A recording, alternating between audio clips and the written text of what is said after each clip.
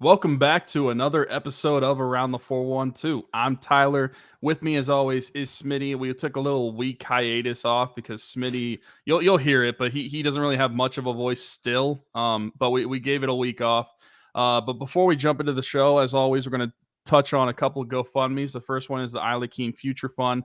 We've been promoting this GoFundMe for several months now. Isla lost her father, Dalton Keen, back in October.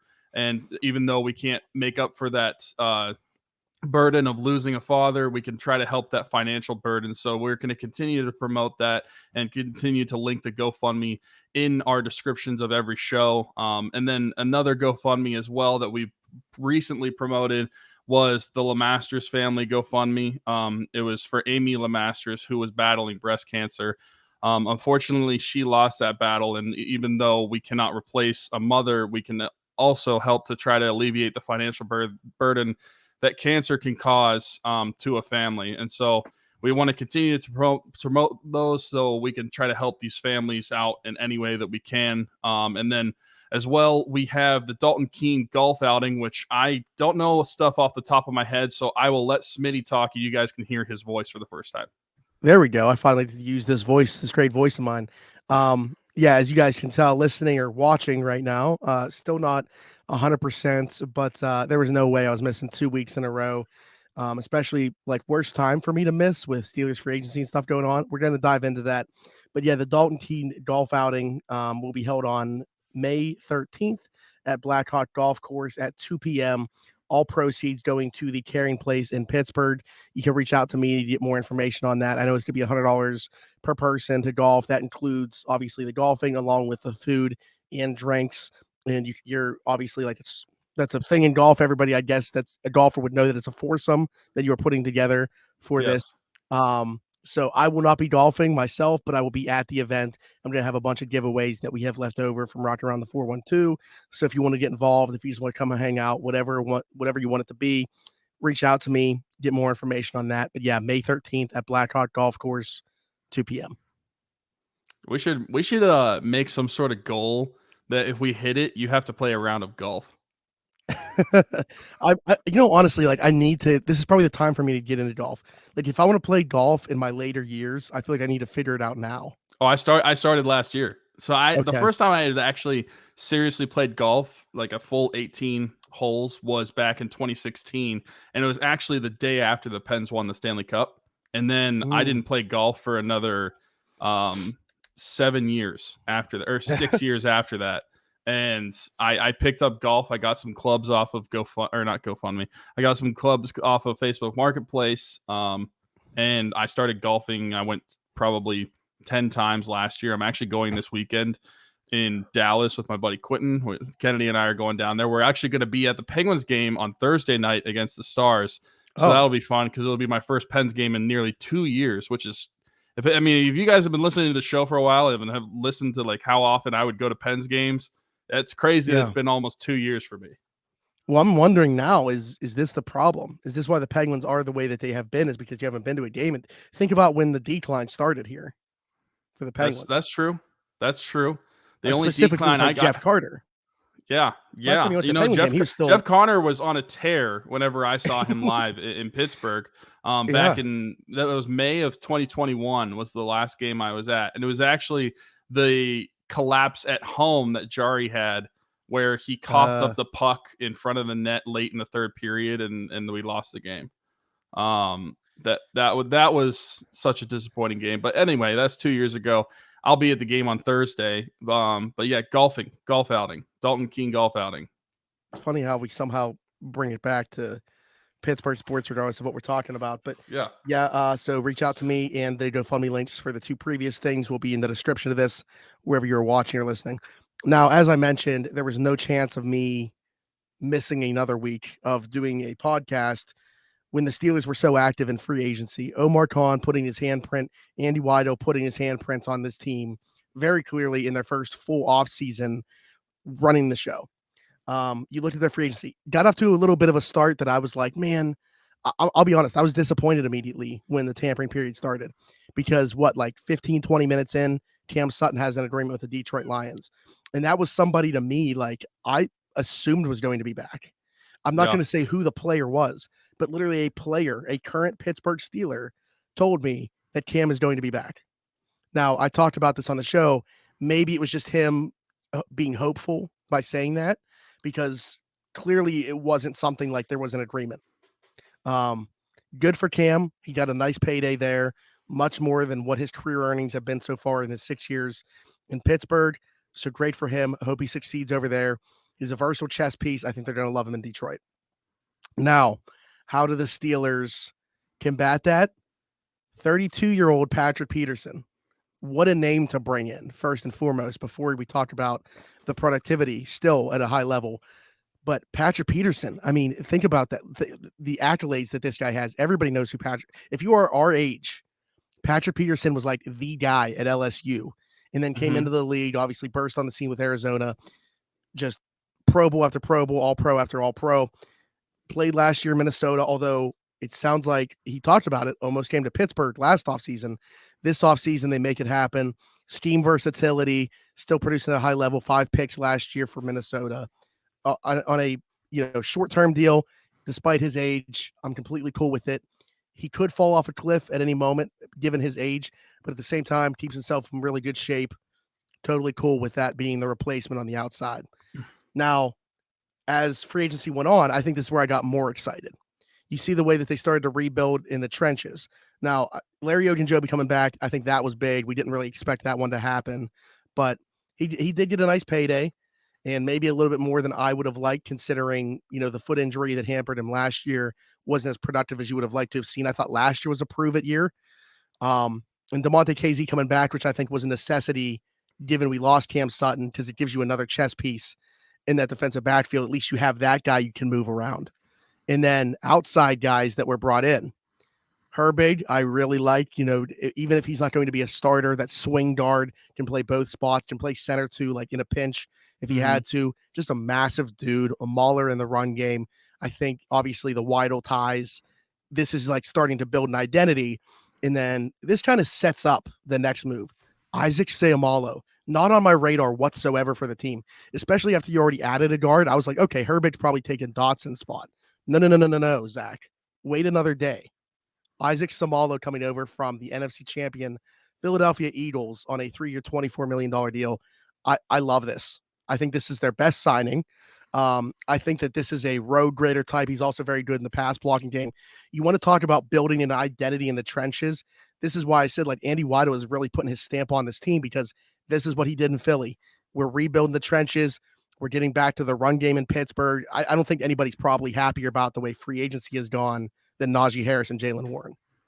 Yeah, honestly, I think that the 2 offensive line signings were great. Herbig, I thought was good, and it was, like you said, it was a depth piece for sure, and possibly maybe he gets a start. Maybe he starts over Dotson, but the Seumalo, is that how you pronounce his name? Seumalo. The Seumalo signing, I mean, that is somebody that has championship caliber experience and is really good at his position and immediately improves your offensive line at the left guard position, assuming that's where he starts. He started 3 years at left guard before he played right guard last year. So yeah, I don't want to just Dotson, you're out, but it's just kind of how it is. But I think that immediately proves what was the most important part outside of, obviously they haven't signed a tackle. You still want them to improve at one of those guys, but at least the offensive line as a whole, you're immediately improving what was the most important part to improve in the offense this offseason. And I think they hit a home run with those two. I think that that's something that is going to go a long way into next season, because outside of offensive line, you look at the positions, we talked about how they could add another receiver, but outside of that, like tight end, running back, quarterback, they're covered at every other offensive position except for some of those offensive linemen. And so now they're not only getting a more productive starter, but they're also ensuring some more depth on the offensive line, which is great. And then I'll just go in reverse of the way you talked about him. Larry Ogunjobi, he's one that I thought could come back. Didn't know that he'd actually come back because he might get paid somewhere else. And I think you tweeted about it. The one guy that we thought was going to be back, and Cam Sutton, is gone, and the guy that we thought we weren't going to have back, Larry Ogunjobi, he's back, which, I mean, I think it's good. Did he deserve all the money in the contract? Maybe not, but I'm not going to argue about that. I think I that think the Steelers were backed into a corner because of the need.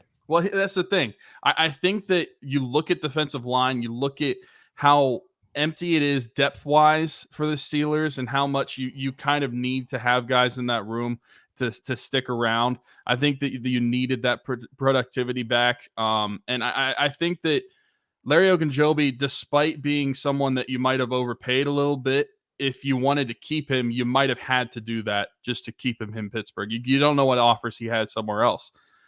So I think that's a good signing, though. I think it ensures at least one spot on the defensive line for a couple of years. And then the Patrick Peterson signing, that's just a fun signing to me. He might be bad. I don't expect him to be bad, but he could turn out to be bad. But I think for the contract he's on and the years and the money, it's fine. They could get out of it after 1 year. And I still anticipate him to be a productive corner for the Steelers. After losing Cam Sutton, that was a low blow, but what a signing by the Steelers just for name recognition to really make Steeler fans forget all about losing Cam Sutton and immediately, oh, we have Patrick Peterson. And I saw some people being like, oh, this would have been cool like 6 years ago. I'm like, no, I still think he's a productive corner. I mean, you look at what he did in Minnesota being at his age, there wasn't really much of a drop off from previous years. Like, obviously, yeah, he might not have some of the versatility that he used to, but that's going to happen when you're in your 30s as a corner. But I think it's a really good signing for the Steelers. It helps that cornerback room, but I still think they're going to have to improve on it still. And I don't think, and we're probably going to talk about the draft a little bit. I'll just give a little tidbit now. I don't think that this means cornerback can't be the pick at 17. I think there's still, like, if I'm still betting on it, corner is still my pick at 17 for what I think the Steelers are going to take. Okay. Yeah, and we didn't talk about the two linebackers yet because I was saving that to be its own thing because they just completely reshaped the linebacker room. We knew Devin Bush was going to be gone. We had talked about Miles Jack just because, like, from what he was set to make, it really didn't make sense, but also similarly to like the Larry Ogunjobi situation where they kind of backed into a corner where they needed to have Miles Jack back. Yeah. They felt no. they cut him. They released Miles Jack. They saved that $8 million. Honestly, what surprised me the most out of this reshuffling was Robert Spillane not being back, him signing with the Raiders. Yeah. I thought that was as close to a guarantee, like right there with Cam Sutton, maybe even more than Cam Sutton, honestly. So with Spillane being gone, Cole Holcomb comes in as well as Elandon Roberts. I would say I don't think that they're totally similar. I think their strengths are both coming downhill. I think they're both better in the run game than the pass game. I think Holcomb offers something in pass coverage. I don't think Roberts offers you anything in pass coverage. Neither one of them are going to like carry a tight end up the seam or anything like that. Or, you know, when you get into like that third level of the defense, you don't want them covering anybody, but Holcomb can hold his own in some drop sets and stuff like that. I think Holcomb is really the guy that like they're hoping is something that they can continue to build upon, you know, turns 27 before the season starts. I think they view him as a potential key piece of the defense, not just this year, but going forward. I think that's why he gets a 3-year deal. Robert's here on a 2-year deal. Like that 2 years seems to be like the sweet spot for a lot of people in free agency now. But yeah, Holcomb, I mean, if Holcomb was hitting free agency after he had a foot injury last year after like 7 games, I think, something like that. If he hit free agency after 2021, he would have cashed out. He was unbelievable in 2021 in everything. Like he was getting picks, he was forcing fumbles. He had like 100 and call me crazy. I don't know if you're looking at the number right now. I want to say he had like 140 or something combined tackles. 142. Yeah, so close. Something stupid. So yeah, he's all over the field. I think that player is still in there. I think the injury last year is obviously, you know, why he wasn't able to continue to build upon that. But they're obviously banking on the health here past this physical. They give him 3 years, which I think is a nice, you know, testament to where they feel like he is health wise. So I'm excited. I'm excited about both these guys. I think they're both going to be able to contribute, but really like the Holcomb one is the one that has me juiced up. And it's not just because he has a mullet. Oh yeah, you were pretty worried that he cut it in his that his picture. I couldn't tell at first. Yeah, you saw the little flare out the side. No, it took the Steelers no time to completely revamp, and then I saw, I don't even know who it was. Alan Saunders maybe tweeted the Mark Robinson sitting in the Steelers locker room, and it's just a Will Smith in the Fresh Prince house at the end of the series. He's by himself for a few He's minutes. Just by himself. Yeah, that is pretty crazy. I mean, we kind of expected it, just not the Robert Spillane part. That one to me was the surprising part. He, to me, to relate it to another sport, was kind of like I thought he'd be like the Chad Ruhwedel of the Penguins with the Steelers. Like always just kind of around. He's not necessarily the starter at the position, but he does okay when he's in there. I mean, according to somebody, he's the best linebacker on the Steelers. But a star. That one was the surprising part to me. Now, the two guys they brought in, Landon Roberts and Cole Holcomb, I like those guys. I think what you can get with those guys is something you didn't really get from the Steelers linebackers, at least in like the past couple of years, in just reliability at what they can do. Even though they're not complete, like, okay, so like Roberts isn't necessarily the best in pass coverage, but he is a sure tackler and good coming downhill and good against the run. I don't really feel worried about him against the run, even though some of the linebackers for the Steelers in recent years, even though that was their specialty, or if they were good against the run, they still were pretty bad against it. I feel like that is, and maybe that's just because it's new energy, new blood. I just feel like there's some more reliability at the two guys they brought in. Now, Cole Holcomb, I think that, like you said, there's a player in there that could be that 2021 linebacker. And if that's the case, I think the Steelers got a gem of a signing. And that's a linebacker that we've kind of been hoping for. Now, I still think that they're probably going to add another one, because outside of those two and Mark Robinson, I mean, they have Tay Crowder and Chappelle Russell. So I think that there's still some room to add at the linebacker similarly position. I would say similarly to how you said about corner, I don't think it takes linebacker off their draft. Oh yeah, no, I think once you get to pick 30, do you think they take a linebacker at 32? Listen, here's what I'll say about this is I wouldn't roll out linebacker at 17 as much as I hate Which one it, though? because I mean, who were they at Iowa's Pro Day for? Was it more for Lucas Van Ness or was it more for Jack Campbell? Okay, yeah, that's kind of the way I'm thinking. Now, would I want them to do it? Absolutely not. But I think it's like I wouldn't totally roll it out. Now at 32, I think like anybody's in play. At 17, I mean, I wouldn't do it for anybody, but Campbell, I've seen like somebody that I really respect, Ian Cummings at Pro Football Network. Shout out to him. Just recently put out a new mock draft. He is very connected. He's got a pretty good hand on the pulse of the way teams feel. He has Jack Campbell at 13 in his latest mock. I think he's that's really a testament to me as to where the linebacker class is more than anything else. Like one of them is going to go pretty high. It could be Jack Campbell. It could be Trenton Simpson. It could be Drew Sanders. I think, honestly, at 32, I could see Simpson for the Steelers. I still don't love that, but I think that's more palatable for me than taking any one of them at 17. Yeah, I wouldn't take one at 17, but immediately at 32, it's kind of like 17. There's only a couple positions I want to take, really only like two. And once you get past 17, as soon as you get to pick 32, the door opens up for the Steelers. Take whatever. Yeah. Yeah, and that's kind of so, going I just feel like the value is much better once you get to that point at the positions you're taking. Yeah, I mean, honestly, I say it every year, but depending on how the board looks, I don't hate the idea of trading back. I mean, the Steelers only have 6 picks in the entire draft. Yeah, I mean, they don't have anything in the 5th or 6th, do they? No, you got 1, 2, 3, 4, and 2 7ths right now. Yeah. So I'm so 2 in the 2nd. So yeah. But I don't know. I think, to me, I'm sticking with what I've said the entire time with its defense at 17, and I look at it right now. Patrick Peterson's 32 years old. You got Levi Wallace 1 more year, Akella Witherspoon 1 more year. Pretty much everybody there is short term.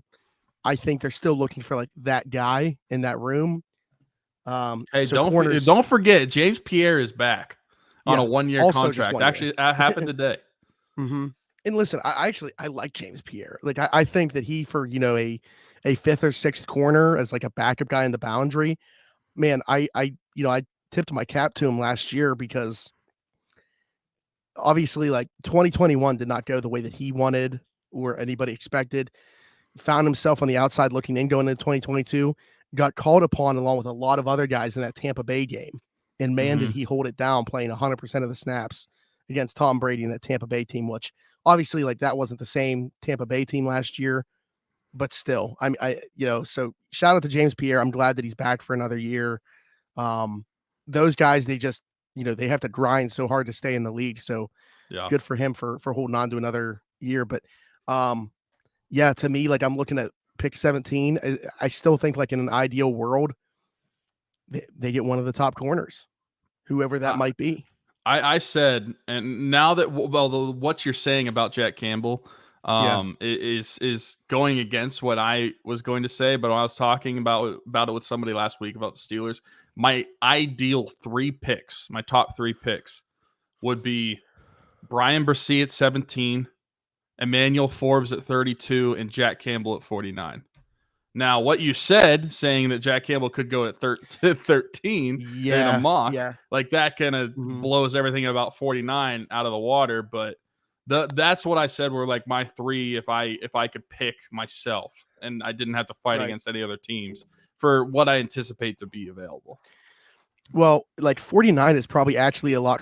I mean, I think he's better than the 49 player, but that's closer to where he's probably going to be on my final big board and a lot of people's big boards, but he's going to go a lot higher just because of that inside linebacker or that off-ball linebacker position in this year's class just isn't that good. And he's maybe one of 3-4 guys that can contribute right away and maybe be a 3-down guy at the next level. Like there's not many, you talked about him, Simpson. I don't even know if Sanders is a 3-down guy. Outside of Dayan Henley's a nice guy in coverage, but I don't know that he's going to be, a thumper or be able to, come downhill, give you enough in the run game. I don't know what in the world happened to Noah Sewell. Like his stock's completely fallen off. I don't think people day 3. I don't. Do you think people are just scared of his 40 time? Like I don't know because I don't know, and I still haven't come to grips for how much stock can change from football season, like January, whenever the college football playoff ends, to whenever like Pro Bowl and the Senior Bowl and like pro days, all that sort of stuff. It amazes me still, like after doing this for several years now, being more involved in it, of like how much the stock can change because someone is has too short of arms, or someone has too small a hand, someone has like a slower 40 than people anticipated, whenever the tape was still there from the football season they played. And I'm not saying it doesn't count for anything.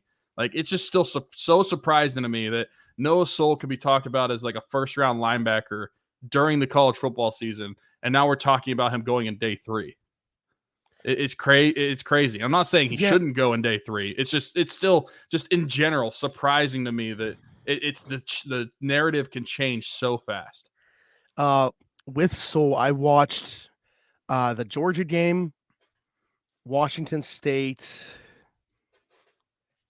Utah, and one other game. I don't remember.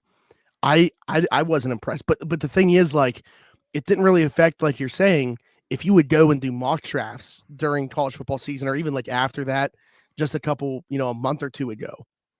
Yeah, he was still like in that top 35 overall players, like fringe first rounder, early second round. So yeah, something clearly like they don't like him. The league clearly is not as high on him as what it looked like they were going to be. So for whatever reason, I think even like players would say about like the combine, a lot of the stuff being useless. I think that like there are still like certain things that you need to see that like have to translate to the next level that show up there. But yeah, for the most part, I think that's stuff that you can throw away. Like for example, I mentioned arms. Like Peter Skoronsky having short arms, that can be a significant thing at being a tackle. Yeah. That's something that I feel like can have an impact.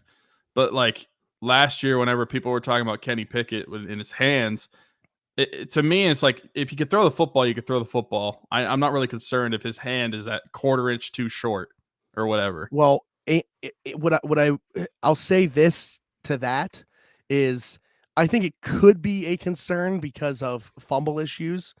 But the thing is, like, well, this isn't some guy that was playing on but he also wasn't somebody that we were talking about playing on like the West Coast in perfect weather that you're wondering how it's going to relate when he plays in, bad weather and different conditions. He played in Pittsburgh. He played in every possible weather condition. So, I mean, that was something that I was just like writing. And also on the flip side of this, I find it surprising with some of the people that elevate so much in some of the pro days and senior bowls and everything that they elevate their stock. And I'm like, do you not see the film of what they did? I mean, honestly, I know you like this guy a lot. That's my opinion on Anthony Richardson. Like, I'm just like, if you ask any Florida fan if Anthony Richardson should be a top 10 pick, they're probably going to say no because of what the season was. Not Tyler Forness. Not Tyler Forness. But I get what you're saying. How is it not like Malik Willis? That's what I'm like trying to understand is like, I feel like he could be another Malik Willis.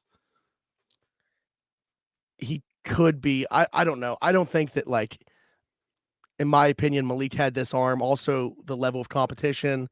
I don't know if you watch Florida play, like nothing was schemed easy for them. So many drops from his teammates were terrible, just quite frankly. Although, same thing could be said for Will Levis last year. Like, that team was very bad.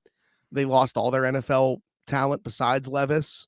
He was dealing with a foot and shoulder injury. So, I don't know. I mean, these guys are hard evaluations. I think, especially when it comes to quarterback, like, you think about ceiling above anything else. Yeah. And Anthony Richardson's ceiling is ridiculously high. Yeah, and that's why, like, I'll never take anything away from him athletically. Like I said, the one it was a 2-point conversion against Utah. It is one of the most mesmerizing plays I've ever seen. Doing a spin move around two defenders to throw to a wide open receiver and pump faking while he's doing the spin move. Like it was one of the most athletic plays I've ever seen. But I also, I don't know. It's just hard for me to fathom him going from this is maybe a like second or third round guy to he's going to be a top 3 pick. I mean, you talk about a guy with like a, barely 50 completion percentage last year. Like, I mean, I get it. It's just, as it always is going to be, probably even more important with him, it's about landing spot and situation. I think ideally he's not playing right away. Like, I like Seattle, honestly, as a fit a lot because you still got Geno Smith there for a little bit. Yeah. So, I don't know. I'm very interested to watch his career play out, probably more than anybody else in this class. But speaking of like what the 40 does for guys, I mean, Kalijah Cansey absolutely blew up the combine. Was already I think people kind of expected him to do that though, because he was like a fringe first rounder. But again, another guy I'm very curious to see where he goes. Great pass rusher, really isn't going to give you much in the run game. You talk about short arms at a position, very short arms for a defensive tackle. Yeah. I think Bryce Ford Wheaton did really well for himself, the wide receiver out of West Virginia.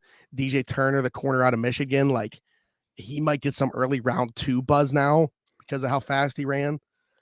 There's guys that are going to, like, literally, you show up and run fast, you're making some money. Oh, I know. I mean, everybody can go back to when John Ross did it. He ran a 4.32. I wonder where he goes. I wonder where he goes if he runs like a 4.4. Probably out of the first round. Honestly. Yeah, I mean, I don't know. I remember that year and I didn't see it with him. And he was just fast. That's it. I don't know. But so coming back around to where this conversation started after the free agency stuff and how it relates to the draft, do we feel any differently about, because this is the way the Steelers always do free agency, I feel like. They set themselves up to be able to not have to draft any one position They always want to set themselves up to take the best player available. So to answer the question I'm going to pose, for me personally, no, I don't feel any differently about the way that they're going into the draft because they did free agency exactly how I expected them to do because this is the way they always do it. Yeah, me too. I went into, or still going into the draft, is I anticipate that first pick is going to be either a defensive lineman or a corner. I still feel that way. So I don't think that their signings changed anything. Just because you're bringing in guys like a Patrick Peterson, or you're bringing in some linebackers, like I don't think that you're bringing in guys that have been in the NFL a while that might not be here for a long time doesn't mean you're going to change the way you draft, or at least it shouldn't, in my opinion. Now, if they were to go and sign like an all-pro person, that's different, but they're not. So yeah, I still think that they draft the same way, and I think Khan is going to think that way too. Yeah. I don't know. I feel really good. I already felt good about the hire, especially with him bringing Andy Weidel. But watching them go through their first free agency, like I think the Steelers are in really good hands with those two running the show. Now, I think the question, I don't even want to bring this up, but it's like, how long are we to be able to keep Andy Weidel under Omar Khan before he gets a bigger opportunity? That's true. I mean, I guess it will depend on how like a draft class goes. So let them have an off season at least first. Yeah. Okay, well, as good as things look for the Steelers, they look equally as bad for the Pittsburgh Penguins.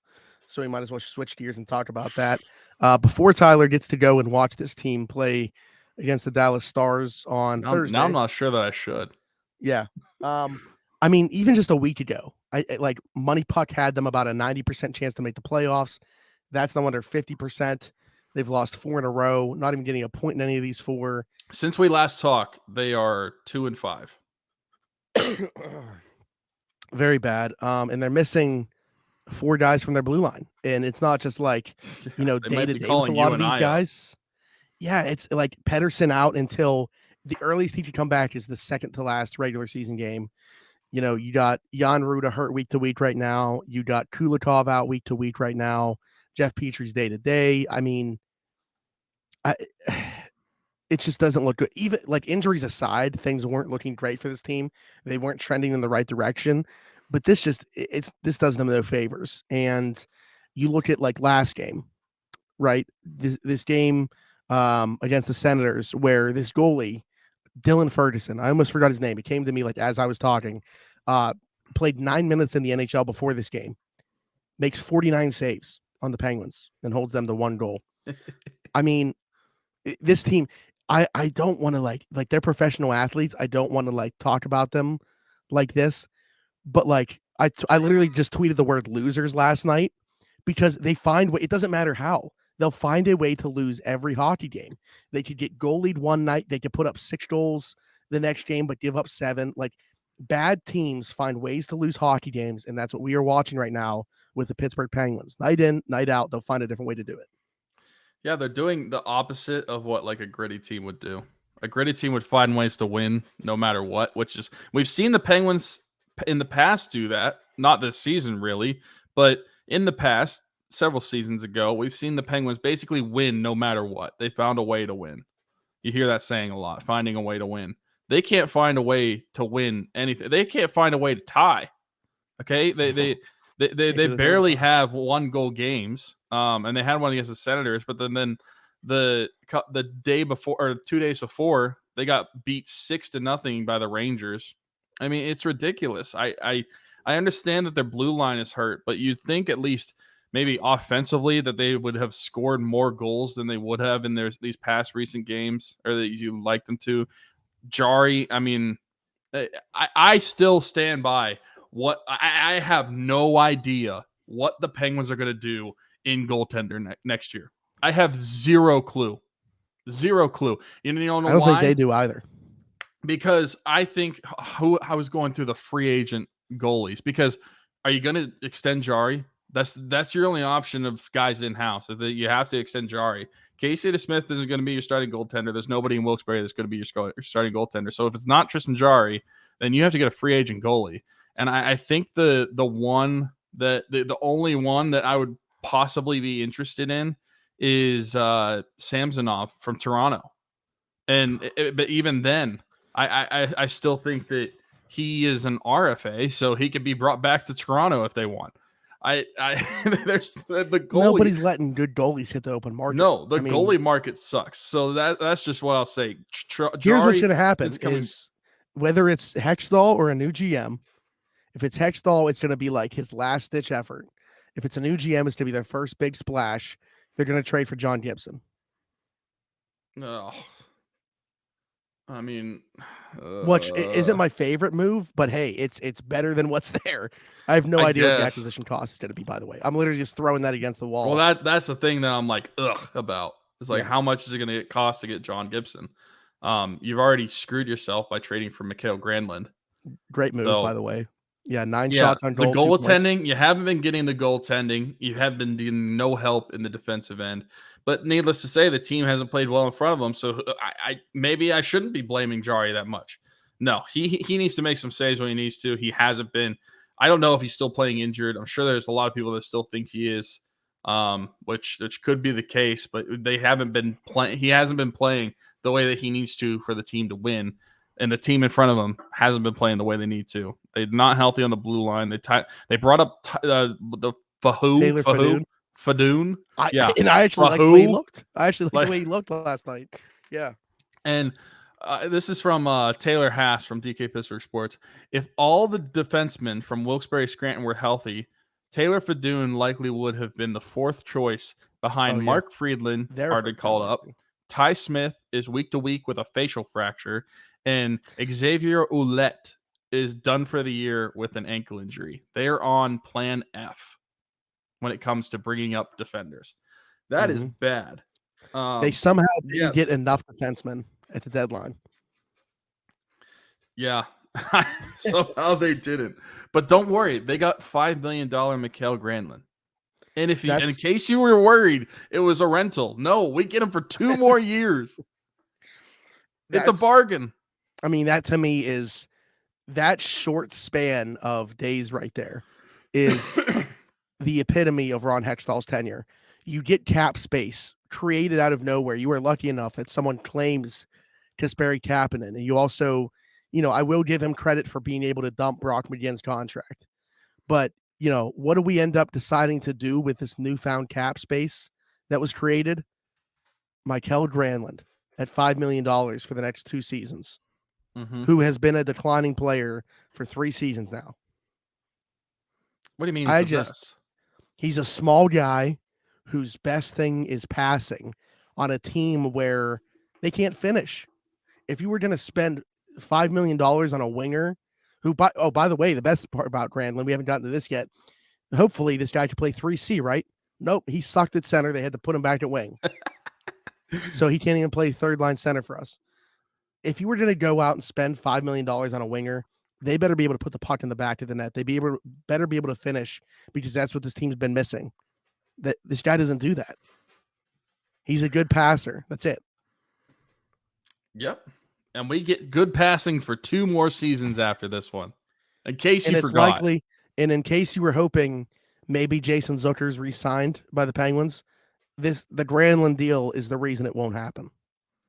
Yeah, that's so bad, because I personally would probably say that re-signing Jason Zucker could be not could be. I think it is more important than re-signing Jari, because it drives more offense than what you're getting if you don't have him. Imagine this team without Jason Zucker right now.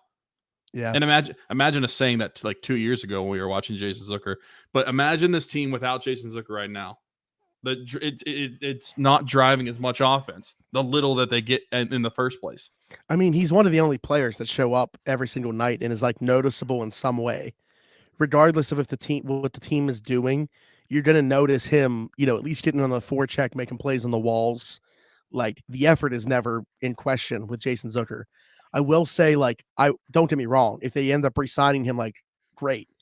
But I would be a little bit weary. I wouldn't be totally upset if they let him walk. I would be a little bit weary of an extension just because of the age. He finally was healthy this year, but that's obviously been a concern. And also just contract year production. So there's some things there that make me think like, okay, I wouldn't totally hate if the only thing that we got out of that was just like the cap relief, but you're not getting that now because of the Granlund deal. So that's out the window regardless. And you don't even get the option to sign him because of the Granlund deal again. Yeah, this team is a mess. This season has been no fun whatsoever. The Penguins currently find themselves out of a playoff spot, and it is March 21st. It's insane to think about. Like they are in They real have danger. 12 games to get into the playoffs. They're in real danger of missing the playoffs for the first time since I have memories of watching hockey, but like for the most part, since I've really been into hockey.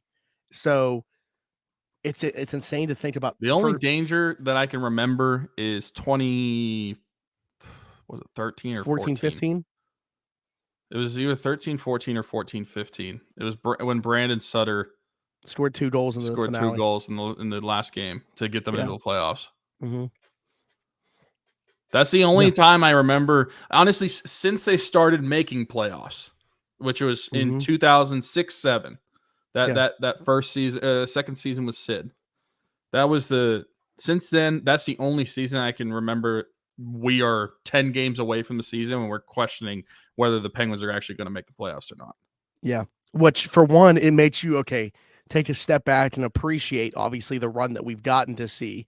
But also, like, man, it doesn't have to, like, come to an end this year. Like, it didn't have to be like this. You're getting the seasons that you are from Gino and Sid. And that's why it's like, man, I almost wish these guys would have fallen off a cliff because that would have at least been an excuse for why it's happening. With those guys playing at the level that they are, when you've assembled this team around them, it's just malpractice. Like Ron Hextall should literally be in prison in my mind for what he's done to this team. I mean, I want him tried in a courtroom for the state of the Pittsburgh Penguins. You have a 35, and I don't know if Malkin's 36 yet, but at least 35-year-old Malkin and 35-year-old Sid still averaging a point per game. And your team is so bad around them that you're not going to be able to make the playoffs. That's pathetic. I mean, making the money that they are too. Yeah, making the money that they are. It's pathetic. And if they miss playoffs, I don't even think it should skip a beat immediately after. I want it 10 minutes later that he's fired. Right after the game. Right after whatever game it is that they're eliminated. Just fire him. There's the horn for the game. He doesn't deserve anything for missing the playoffs with Sid and Gino playing the way they are. He built a lousy team and also this is your court date because of what you did to this team. Yeah, he built a lousy team around them. And then send him down to take shots. The only saving grace that Ron Hextall has is Ricard Raquel because he's looked good this season. Outside of that, nothing. We can't even give him Zucker because Jim Rutherford traded for Zucker. We can't even give him that. Yeah. So it's so bad. The team has 12 games to figure it out, and they're playing the number 1 team in the Central Division on Thursday. So that's fun. And I mean, Colorado and Colorado. I mean, that's like Colorado hasn't been the exact same as last year, obviously, but they've had a lot of injuries. They can turn it on at any moment. They're one of the most dangerous teams in hockey. So yeah, I mean, it's not looking good. And so the last where I want to end this is like, we've talked a lot about like how involved Fenway Sports Group even is. Like, do they even know that they own the team? Do they have any idea where the Penguins are at in the standings? Are they just an asset for them to make money? Like, we really don't know how involved they're going to be. But would the Penguins, who they recently purchased because of, how long withstanding the tradition of hockey is in Pittsburgh and the excellence that they have, everything they've achieved, I would assume that's why they wanted them as an asset. Now, if they miss the playoffs, they're not getting that playoff revenue that's always being brought in. Is that what is finally going to make this team like really shake things up? Like we don't know, but where is your head at in terms of like how Fenway Sports Group is going to handle the organization? Honestly, I haven't even thought about it from that perspective. I thought that it was funny because we mentioned a few weeks ago, like they remembered that they have a team because it came out that they're going to do upgrades to PVG Paints Arena. Yeah. So it's like, oh, they someone found the Penguins file in the filing cabinet, and they're like, oh, we own this. Okay.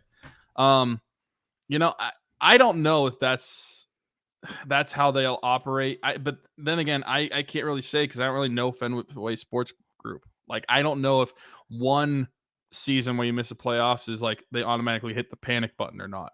Obviously, there's things that would happen. Like, at least Ron Hextall would be fired. Now, I'm not saying I would do this, but I'm sure that Fenway Sportsbook Group Fenway Sports Group would probably look at Mike Sullivan too. If you're missing the playoffs, especially with the seasons that like these guys have had, I feel like there's not a lot of names that are off the table in terms of shaking things up, at least from their perspective, because they have no ties to Mike Sullivan besides he's the active coach for your team. They didn't hire him. Yeah. They have no loyalty to him. He did just get an extension, but like I think with his as deep as their pockets are, I don't know that they really care about that. Like, that's the interesting thing that we're going to find out is, do they? Because we're going to find out a lot. Like, after the season ends, we're going to find out a lot in terms of how they're going to operate. But I'm glad that you brought up Sullivan, because I honestly wasn't going to even talk about this, but like, I don't know. Like, I've defended him, but I'm at the point now where it's like, I still think he's a really good hockey coach, but I am disappointed to see that he is like so many other coaches around the league, in that like veteran status means so much, because it goes completely against what he did when they won those cups, where you had the youth injection. And I'm not saying they have those same types of players to bring up or anything like that. I'm just specifically talking about the loyalty to the likes of Brian Dumoulin and Jeff Carter, and not just the fact they're in the lineup, but like the assignments that they get on a night-to-night basis, their deployment. It's just like that to me, literally, the way that he ices Jeff Carter and Brian Dumoulin is going to be the difference in them making the playoffs and missing if they miss the playoffs. Yeah, legitimately. I just the think use of those two players. I think it's awful. His deployment has been awful this season. I don't think that's an exaggeration by any stretch. I and think it goes beyond those two players, but I'm saying literally, Yeah. you could say just those two players are going to be the difference between them making the playoffs and not. Yeah, I'll just say that I don't care. I don't give a flying F, flip, whatever. Well, this is a clean show, everybody. I don't give anything. How many faceoffs Jeff Carter wins? That is irrelevant to me. He took 6 last game. I do not care. I do not care. Listen, if you win the faceoff, could it lead to good things for you? Obviously, you want him to the faceoff. Yeah, sure. But if that is the only value that you have, you're telling me if I have a son and he can't skate that well, he doesn't score goals, he doesn't assist, he doesn't do anything productive towards an NHL team, but he can win every faceoff or majority of faceoffs that he wins, he can go to the NHL. I wouldn't want my son on my team. Okay? I wouldn't want my son on the Penguins if that's all he did. And it's the same thing with Jeff Carter. If that's his value, then, and I get it, like Sullivan has to defend his guys when he's asked questions. Yeah. But still, I don't think that's an excuse to continue to go back to those guys in those situations. It's pathetic. And if that's the only value he has, he should not be playing in those situations. I don't care if Sid is going to lose a faceoff. I'd rather have the better play on the ice. For if you lose a faceoff, what are you going to do about it? Do you want Jeff Carter on the ice? No. Yeah. I mean, the thing is, 100% I'm in agreement with the way that he defends them to the media, but like actions speak louder than words. So like if he were doing that, but then not utilizing the same way, like that, I can get on board with that. But the thing is, he's doubling down. Like he legitimately believes this clearly, because he's still using those players in that same capacity. So what I'm at the point where Brian Dumoulin was a third liner too, or a third pairing. What happened to that time? That was a good time. I'm at the point where it's like, I like Mike Sullivan, but if the organization were to decide to, clean house, I wouldn't care nearly as much as I thought I would like a month ago.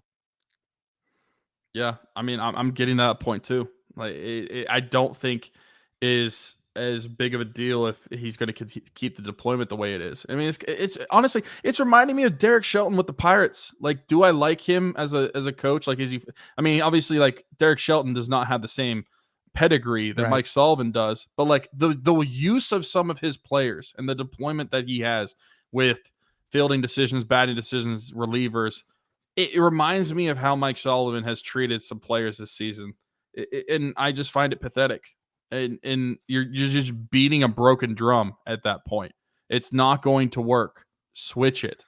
I don't. It's You have 12 games to switch it, to figure it Yeah. out. If you're not winning games, why do you continue to throw the same guys in the same situations every single time? I mean, it's the story of every hockey coach, every coach in the NHL. Like they all have a shelf life for different reasons.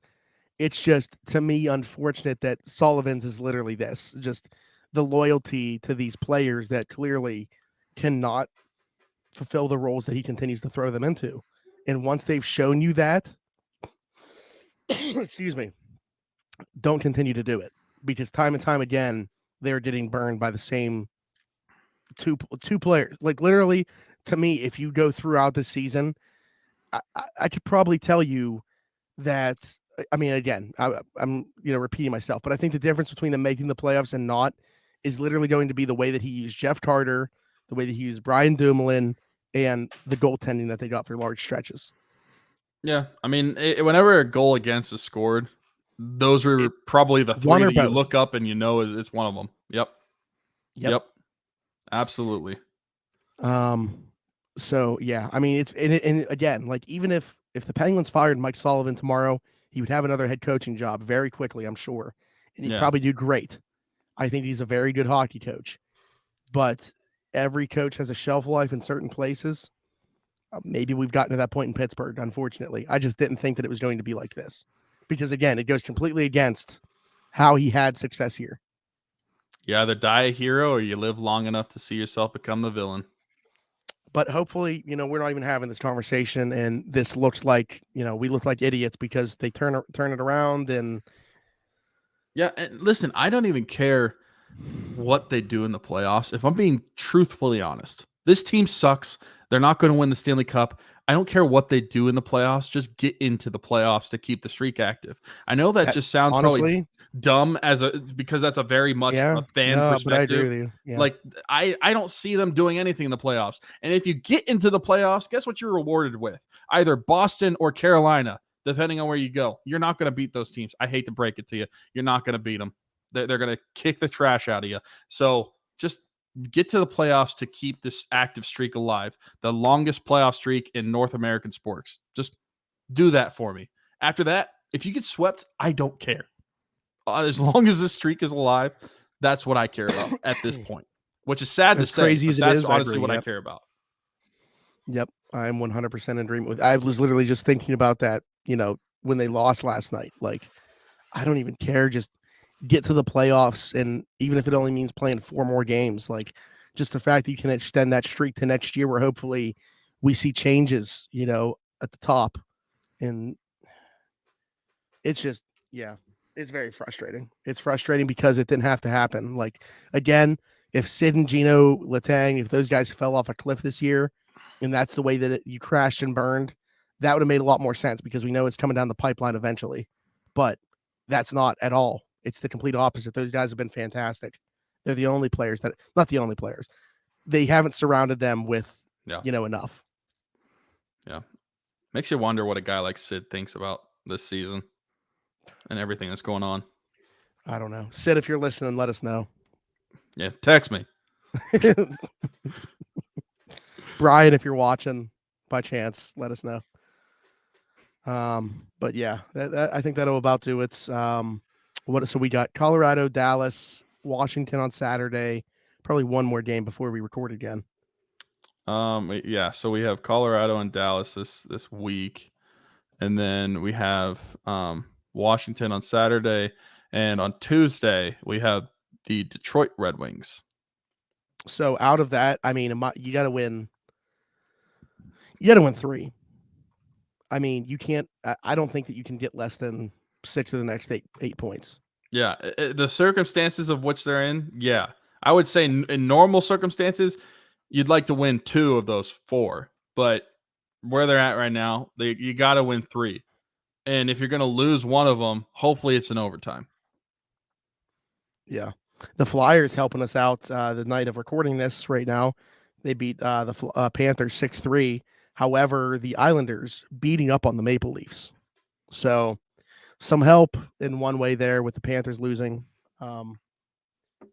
We only need to catch one of those teams. So, but remember when we had like games in hand and It's all gone. It's all gone. It's all out the window. They don't control their own destiny anymore. You know what's crazy? But just to close out the show with this, a couple nights ago, I think it was like probably 2 games ago for Boston, where their current points were at. Boston had 109 and Toronto had Toronto had 90, I think, or 91. It was like Toronto. If Boston didn't gain a single point, Toronto would have had to win. I think it was like 8 out of their last 12 games, or 9 out of the last 13 games, or whatever it was. Mm-hmm. And Boston would have to lose every single game for them to pass them.